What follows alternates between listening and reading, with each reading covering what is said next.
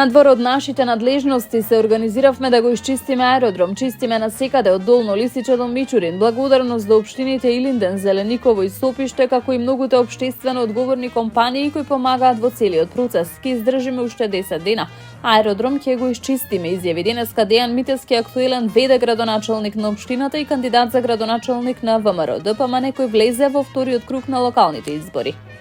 Општина Аеродром сама го чисти сметот од контейнерите, иако, како што нагласува тој во изјавата за медиумите, јавното предпријатие Комунална хигиена Скопје под раководство на Данила Арсовска е надлежно за собирање на сметот, празнење на контейнерите и чистење на општините на територијата на град Скопје и за тоа се платени од граѓаните, вели Митевски.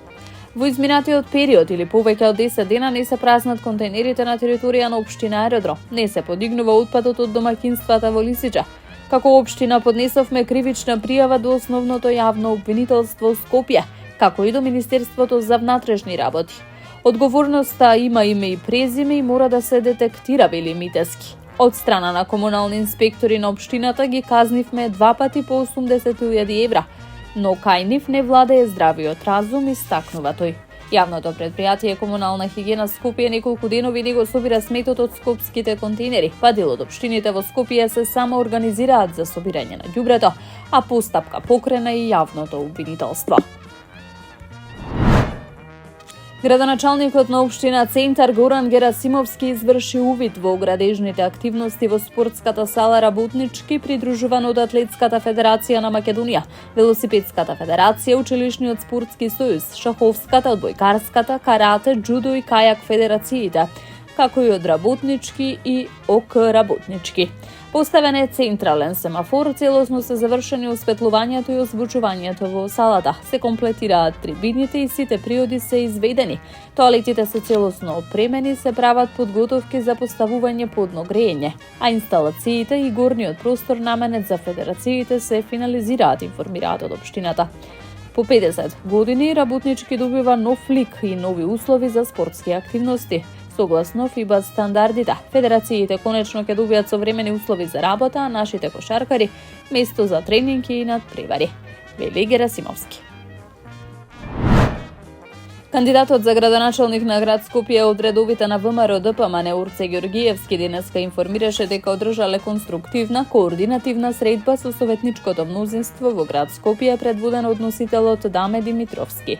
Во објавата на социјалните медиуми Ѓоргиевски најнапред им се заблагодари на сите граѓани за големата поддршка што ја дале за него и за советничката листа за град Скопје.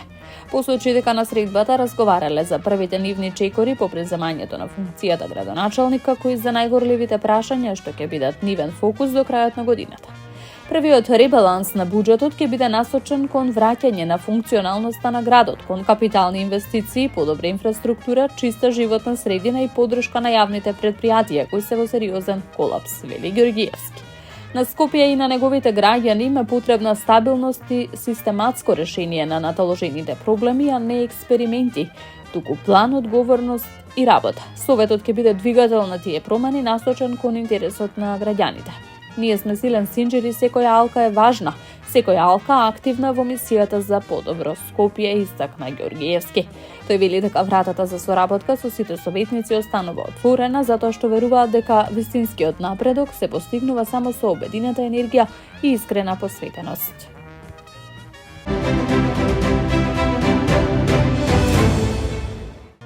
Во Скопје денеска се спроведува координирана акција на Министерството за внатрешни работи под раководство на Основното јавно обвинителство за гонење организиран криминал и корупција. Акцијата опфаќа претреси на повеќе локации, насочена кон лица осомничени за сериозни кривични дела, меѓу кои лихварство и перење пари. Од Основното јавно обвинителство за гонење на организиран криминал и корупција информираат дека постои основано сомневање за инкриминирани активности, а повеќе информации ќе бидат објавени по завршување на оперативните активности. Под раководство на предметен обвинител од обвинителството, единици на МВР вршат претреси на повеќе локации во Скопје. Станува збор за осомничени лица за кои постои основано сомневање дека сториле кривично дело лихварство и перење пари. Повеќе детали ќе бидат споделени со јавноста по завршувањето на акцијата, велат од обвинителството.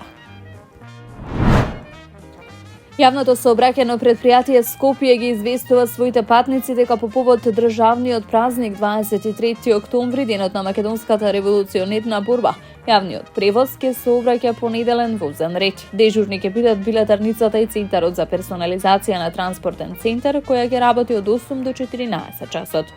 Жичницата ќе функционира вообичаено со работно време од 10 до 18 часот, при што од 17 до 17:30 е последното возење оддолу кон врвот, а во 17:45 часот е последното возење од врвот надолу.